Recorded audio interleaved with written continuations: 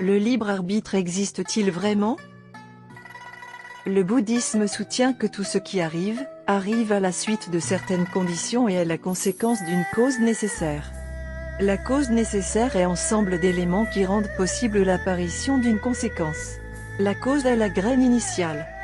Prenant la métaphore de la graine d'un fruit, la graine elle-même est la cause, et les conditions sont le soleil, la terre, la pluie, toutes conditions indispensables pour que la graine germe. Mais cela semble vouloir dire aussi que tout ce qui arrive est prédéterminé et que tout ce que nous envisageons de faire est déjà écrit. Peut-on alors croire encore que nous avons la capacité de penser et d'agir librement? Peut-on approuver la thèse du libre arbitre? Tel est le sujet de cette vidéo, dont la réponse n'est pas aisée à obtenir. Dans le Dirgha Agama Sutra, le Bouddha expliqua qu'il existe deux problèmes d'une grande complexité, qu'il présenta ainsi. Parce qu'il existe des causes et des conditions, l'être humain peut en venir à former des pensées impures. Parce qu'il existe des causes et des conditions, l'être humain peut en venir à former des pensées pures. Cela signifie apparemment que la cause et les conditions sont prédéfinies et que nos fruits karmiques sont déjà fixés à l'avance. Comment, en ce cas, peut-on parvenir à choisir de former des pensées pures, et pourquoi certains ne parviennent-ils jamais à s'émanciper de leurs pensées impures? La question est particulièrement ardue. La science elle-même a conduit beaucoup de recherches et d'hypothèses sur cette question. Les neuroscientifiques interrogent fréquemment la question de la cognition humaine, et ont découvert que la nature de notre pensée était fortement liée à la structure de notre cerveau ou, pour dire les choses autrement, notre façon de penser dépend de la manière dont est organisée notre matière cérébrale. Si donc nos pensées sont limitées matériellement, comment pourrions-nous être libres de penser et disposer d'un libre arbitre? Et notre perception est-elle elle-même conditionnée par la matière cérébrale? À titre d'exemple, ceux qui cherchent le bonheur par le moyen d'une drogue peuvent être portés par un état de profond bien-être, alors pourtant que cette félicité est une illusion. Là encore, doit-on conclure que nos pensées sont tributaires exclusivement de la matière ou des substances que nous ingérons?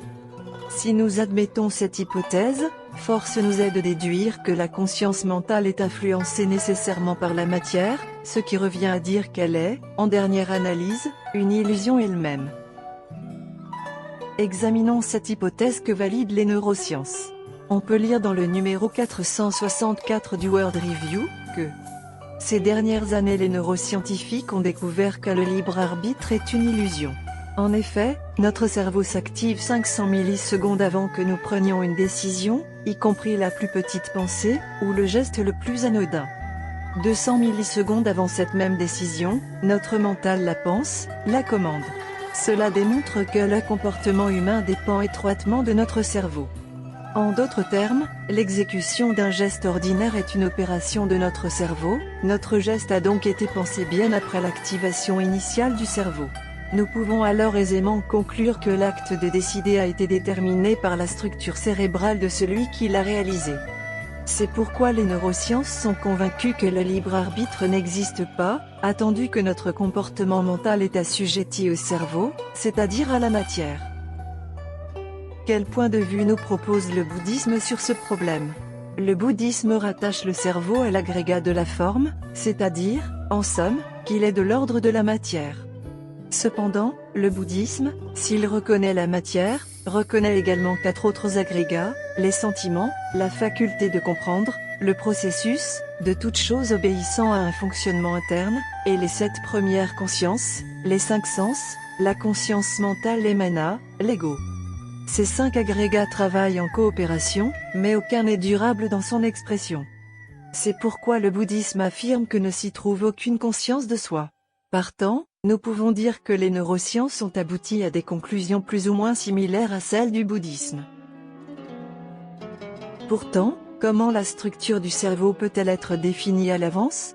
Il serait tentant de dire qu'il ne s'agit là que d'un jeu de probabilités, où certains hériteraient d'un cerveau structuré de telle manière, et que d'autres, par un hasard différent, jouiraient d'un cerveau autrement configuré. Cette activation du cerveau évoquée par les neuroscientifiques et qui précède l'apparition de la conscience mentale, serait-elle aussi le fruit du hasard? Si nous poussions ce raisonnement à l'extrême, nous en viendrions à penser que le prince Siddhartha est devenu un Bouddha. Parce qu'il a eu de la chance? Ce n'est évidemment pas là le point de vue du bouddhisme, qui pense que la formation des 5 agrégats est orchestrée par une conscience, la 8e en l'occurrence, le Tathagatagarbha. C'est grâce à cette conscience que notre corps et nos pensées sont créés.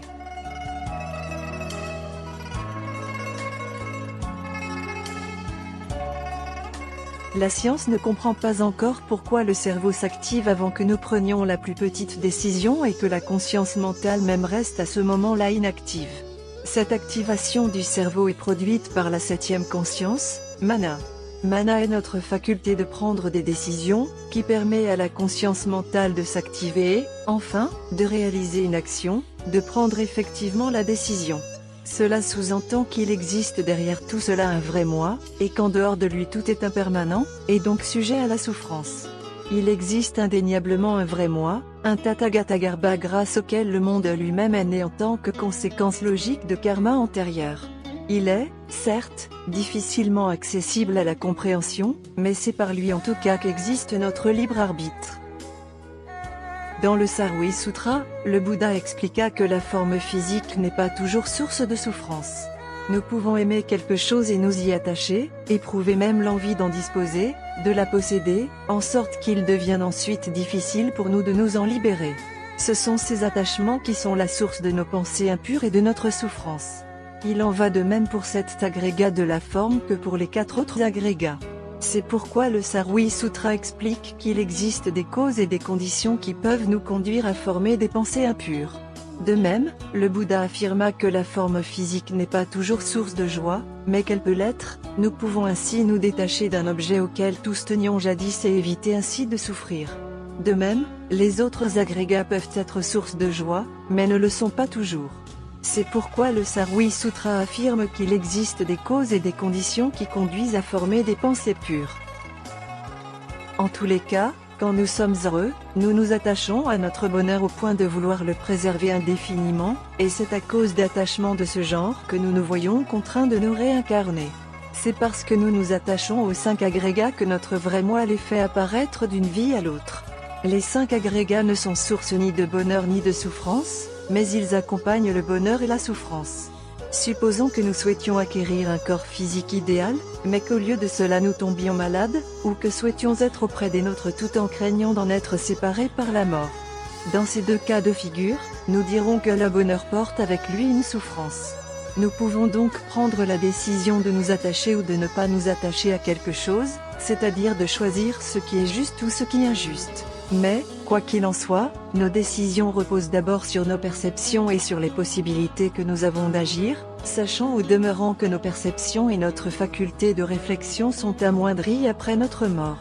Le libre arbitre existe donc bien, mais il est déterminé par ses capacités sensorielles et mentales dont nous sommes pourvus, ainsi que par nos possibilités d'action. Donnons pour exemple que nous soyons nés dans une famille pauvre. Notre joie eu égard à notre alimentation ou notre éducation sera de faible intensité, et de nombreuses choses nous seront inaccessibles, faute d'argent.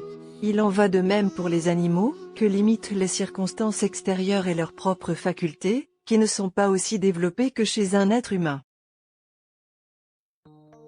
Il apparaît par conséquent que le libre arbitre est circonscrit, qu'il n'est pas infini. Si nous souhaitons élargir les frontières qui retiennent notre libre arbitre, nous devons semer autant que possible de bonnes relations karmiques avec les autres, car c'est ainsi que, dans nos prochaines vies, nous aurons un libre arbitre plus puissant, c'est-à-dire de plus grandes possibilités d'action, et des facultés et des perceptions plus aiguisées.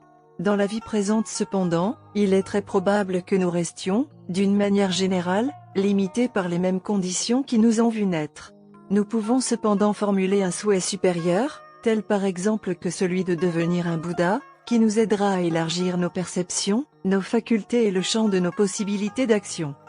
Amitofo.